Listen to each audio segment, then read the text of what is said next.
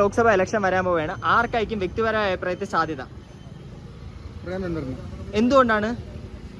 മുൻ പരിചയവും അനുഭവസ്ഥനുമായതുകൊണ്ട്. ഓ ശരി. ലോക്സഭ ഇലക്ഷൻ വരാൻ പോവുകയാണ്.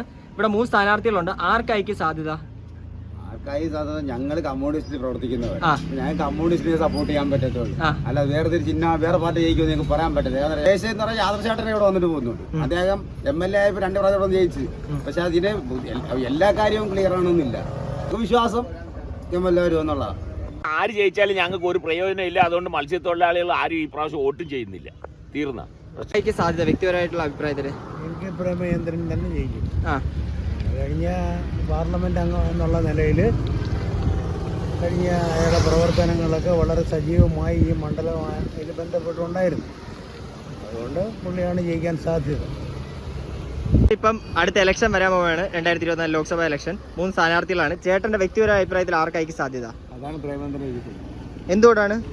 ഇപ്പോഴത്തെ തലമുറയ്ക്ക് കാരണം എന്ന് പറഞ്ഞാൽ ഇപ്പം കാണിച്ച രംഗത്തിന് ആര് കാണിച്ച ഈ ഇടതുപക്ഷം കാണിച്ച രംഗത്തിന്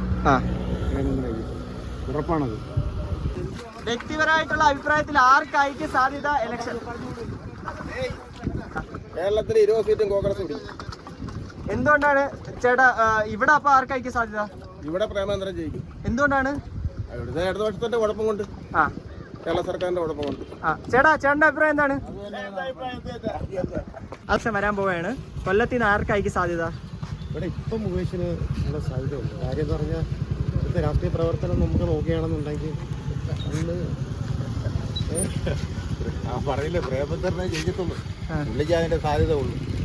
കാരണം എന്ന് പറഞ്ഞാൽ ജനങ്ങളുമായിട്ട് നല്ല ഇടപെടാനും എല്ലാ കാര്യങ്ങളും എല്ലാ സഹായങ്ങളും ചെയ്യാനായിട്ട് അദ്ദേഹം ഉള്ളു.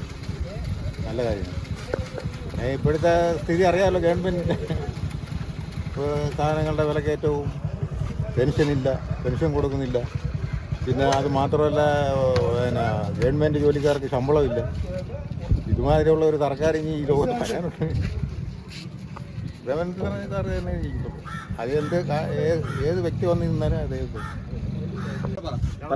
നമ്മളിവിടെ ഞായറാഴ്ച ആകെ കളിക്കുന്നത് മുകേഷ് കത്തുന്നേ ഇല്ല.